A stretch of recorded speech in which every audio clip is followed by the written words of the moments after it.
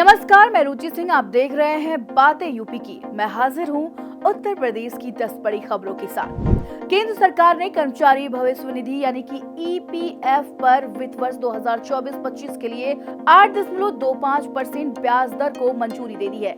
यह दर ईपीएफओ से central board of trustee द्वारा 28 फरवरी को दी गई सिफारिश के अनुरूप है। पिछले वर्ष भी यह दर 8.15% से बढ़ाकर 8.25% की गई थी। ईपीएफओ एक्ट के अनुसार कर्मचारी और नियोक्ता दोनों की बेसिक सैलरी व महंगाई भत्ते का 12% हिस्सा पीएफ में जमा होता है। नियोक्ता के योगदान में से 3.67% सीधे पीएफ में, जबकि 8.33% पेंशन स्कीम में जाता है। 2021-22 में ब्याज दर 8.1% थी, जो 4 दशकों का सबसे निचला स्तर था। 2019-20 में यह 8.5%, जबकि 2018-19 में 8.65% रही थी। वर्ष 2011-12 में भी ब्याज दर 8.25% थी।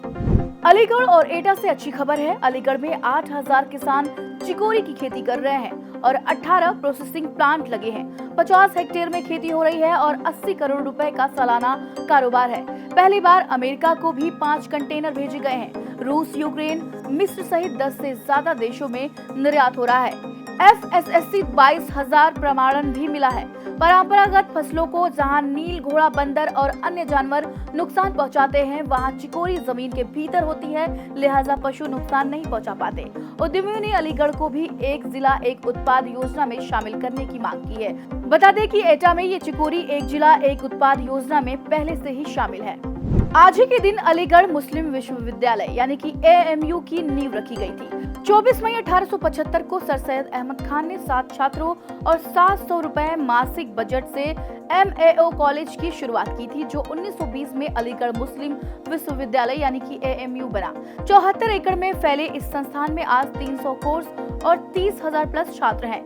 AMU ने भारत रत्न डॉक्टर जाकिर हुसैन, नसरुद्दीन शाह, जावेद अख्तर और राजा महेंद्र प्रताप जैसे नाम देश को दिए हैं। 53 से अधिक पद्म से सम्मानित 47 हाई कोर्ट जज और 4 सुप्रीम कोर्ट जज भी इसी विश्वविद्यालय से हैं। सर सैयद ने कहा था, कॉलेज की स्थापना विश्वविद्यालय को ध्यान में रखकर ही की गई है।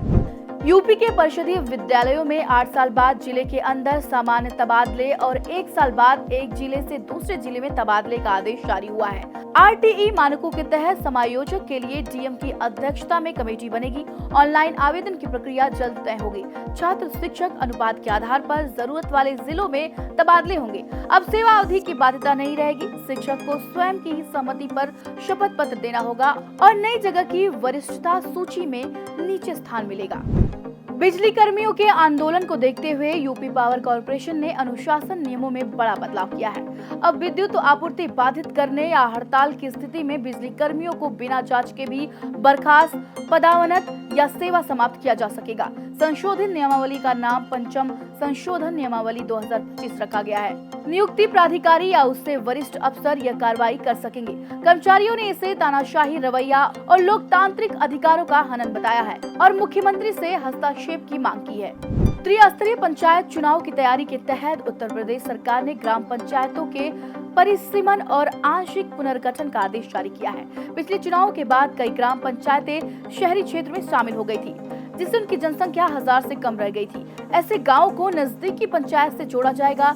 जिलों से 5 जून तक पुनर्गठन प्रस्ताव मांगे गए हैं। जिला स्तर पर 4 सदस्यीय समिति गठित की गई है। साथ ही अप्रैल-मई 2026 में होने वाले पंचायत चुनाव तक नगर पंचायतों, पालिकाओं और निगमों के सृजन एवं सीमा विस्तार पर रोक लगा दी गई है, ताकि मतदाता सूची में पुनरीक्षण और आरक्षण प्रक्रिया में कोई व्यवधान न आए।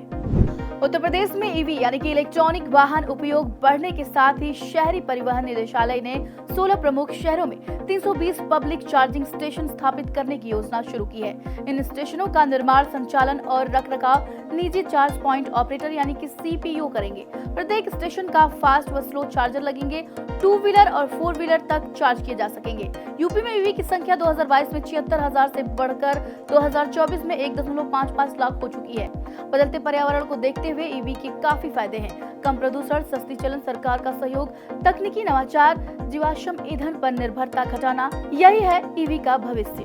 उत्तर प्रदेश के दीनी मदरसों में अब छात्रों का प्रवेश आधार कार्ड के बिना नहीं होगा।